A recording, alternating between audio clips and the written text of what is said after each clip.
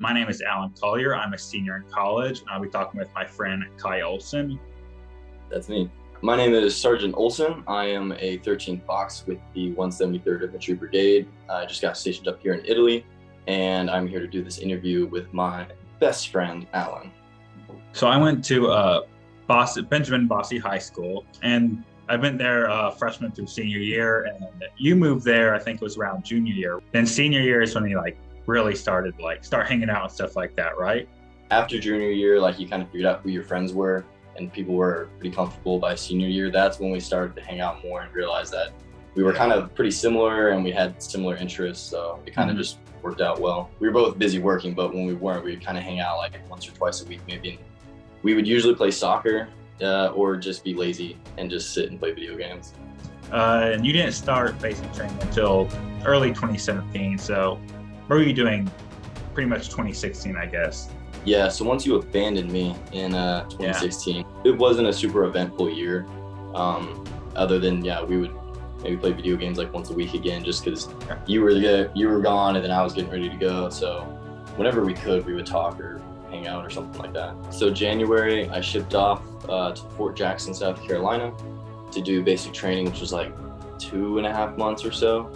And, it wasn't the hardest thing I've ever done. It was definitely a culture shock. It was very interesting to kind of go through it. Mm-hmm. It kind of felt like high school again, in a sense, where everyone has their own cliques and you just try to get through the day. Once every 3 or 4 weeks, you'd get a 10-15 minutes with your phone and you could try to talk to somebody. But other than that, pretty much every few days they would do mail call. And mail call is you want to get a letter, because if you don't get a letter, you look really depressed, and it's just a mood killer if you don't get one. But if you get a letter, it's awesome. 2017 New Year's, we were both home for winter break, and I think that was around the last time we hung out, right? In person, at least? Yeah, so because I was getting ready for basic, I had to get rid of my apartment, and I was basically homeless for a few days. So I was like, hey, Alan, can I stay with you for a day or so? And you hooked me up while you were partying and enjoying your time. Mm-hmm. I finally finished all my training, and then they sent me to Fort Bragg, which is in North Carolina. So I finally got done with all the training, was integrated into the actual Army. My family, when they would see me after these training iterations, they said I looked completely different. My demeanor was completely different. So, over time, you just slowly change. But yeah, I was finally at Fort Bragg, and it was good to just be living like a human again. Yeah, so in the Army, everyone has a job or an MOS. And you go to a school for that after you complete basic training. So mine, 13th Box, Forward Observer, I deal with artillery, which is all in Fort Sill. So I went to Fort Sill, Oklahoma, it's an 8-week training. So once you got to Fort Bragg after your AIT, how is your daily life there? You making any new friends, or you getting more comfortable at least? I didn't cause issues with people, and I try to just stay in my lane, basically. It's pretty intimidating when you get there, because you have people who've been in this job for 20 years just walking by all the time. You're being judged by a lot of really intelligent and really capable people. So it is intimidating for a while, and it probably took me a year before I felt comfortable just walking around the base. Yeah, I guess, for college, we're all, all the students are around the same age, I guess, and they're at that age range, maybe 4 years younger or older, stuff like that. So, I think it was pretty easy to make friends, especially when you're in the same major, and you're you have roommates and you're all on the same floor. You get sort of used to talking to people around your age about college life and how they're experiencing it and stuff like that. So what did your daily routine at Fort Bragg consist of? A typical week, let's say perfect standards. One of those days is you're going to go to the motor pool, inspect all the vehicles, take care of everything that needs maintenance, basically. And then probably 2 of those days are going to be more admin / classroom related. So you'll either be teaching classes to the lower ranks, or you'll be keeping up on paperwork, because the paperwork just doesn't stop in the Army. And then the other 2 days are probably a bit more physical or outside. So maybe the things you learned in the classroom, you're taking outside to actually put them into practice and just running through drills, essentially. Any job skills that we need to get work on. So some days we would get radios out and practice working on radios, just so we're comfortable with our equipment. That's a perfect week. So since you've joined the military, have you been overseas at all? Eventually, near the end of 2018, we finally got word that we're going to be going to Afghanistan. So I did end up serving a tour over there. So around when you were leaving for Afghanistan, we didn't really talk as much, I guess, once you got there. But I mean, even when we didn't talk much, we still remained like pretty close friends. I mean, we don't have to like talk every month, every week or something like that. Just to, like stay, I guess, close, you could say.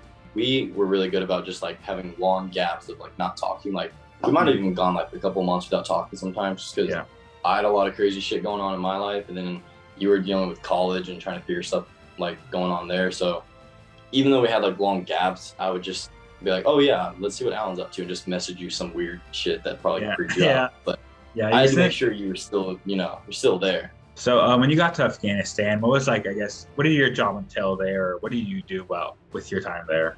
Myself, I was in charge of protecting basically this really important airfield in Kandahar.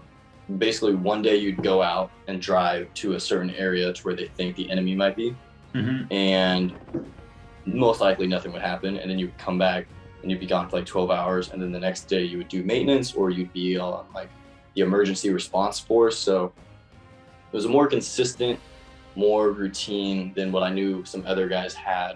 In your time in Afghanistan, did you like sort of maybe meet with any of the local population? Did you talk with them? Or we would roll out to like one of these mud hut villages, get out and kind of just do like a screening patrol, just like put our presence out there.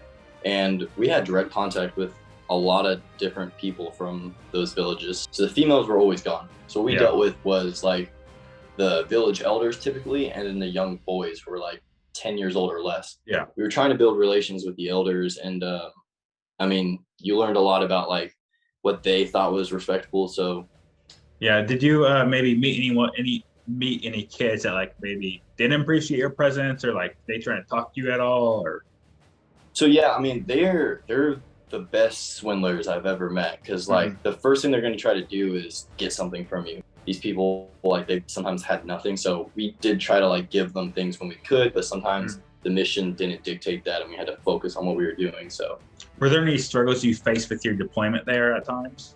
We had people from other companies who they would leave a compound with friendly Afghanistan soldiers. And as they were leaving, they were shot in the back by friendly soldiers who were working for the Taliban. So it was like you were still kind of on edge and you were stressed out. So that was in everybody's mind. But the real fight there was IEDs. Like, they did not want to engage with our 4 gun trucks for obvious reasons. So on 2 different occasions, my convoys hit IEDs. It was always the lead vehicle. I was riding in the second one every time, because that's where the platoon leader was at, and I was kind of like his right-hand man. So IEDs was a big issue for us. Luckily, no one was killed in the IEDs that we hit. Some other platoons weren't as lucky, and they lost a few guys in IEDs. So that was like the biggest threat while we were out there. So to cope with that, this stray cat actually like hung out in our bay area. And that was like, for me, that was like therapy, basically, hanging out with him. Unfortunately, near the end of deployment, he actually ended up having to be put down because of some possible rabies issues. And like, our medic bought like a $20 Amazon gun, tattoo gun. I don't know, deployment's crazy. So like, to kind of like quell my like anger and just everything going on, I ended up getting a tattoo of him on my back. Turned out terrible, but it's my favorite tattoo because it's both my first one and it means a lot to me. So you were in Afghanistan for like the second half of 2019 up until 2020, I guess, around March 2020, I think it was. So around that time is when I guess COVID-19 started to pick up and gain more traction.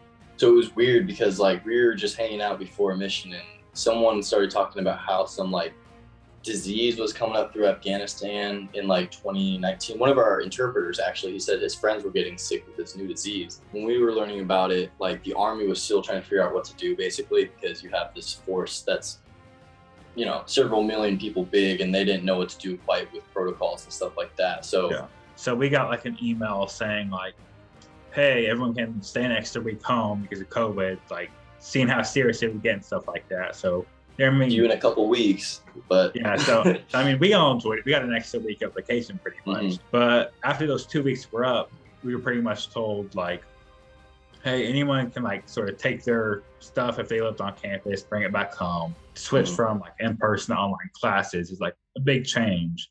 So, yeah, I mean, it was the same for us. Like we came back from the deployment, March 2020, and typically there's a big procession and like everyone's family's there, and it's like a big ceremony. Nobody was allowed there. Dead silent. After you got back from Afghanistan, were there like any changes you may have noticed, or like other than COVID-19?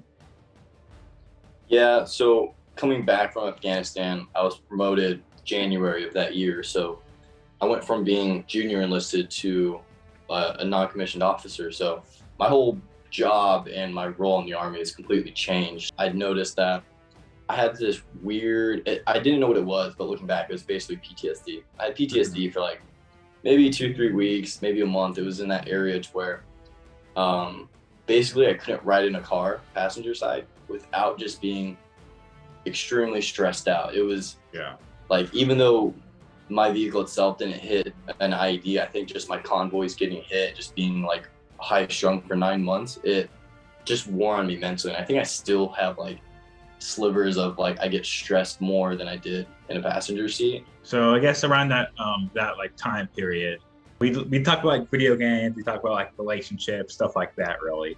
Just messing around, I guess. I try my best basically just to annoy you at least like once a week. And if I accomplish that, it's like the relationship's cool.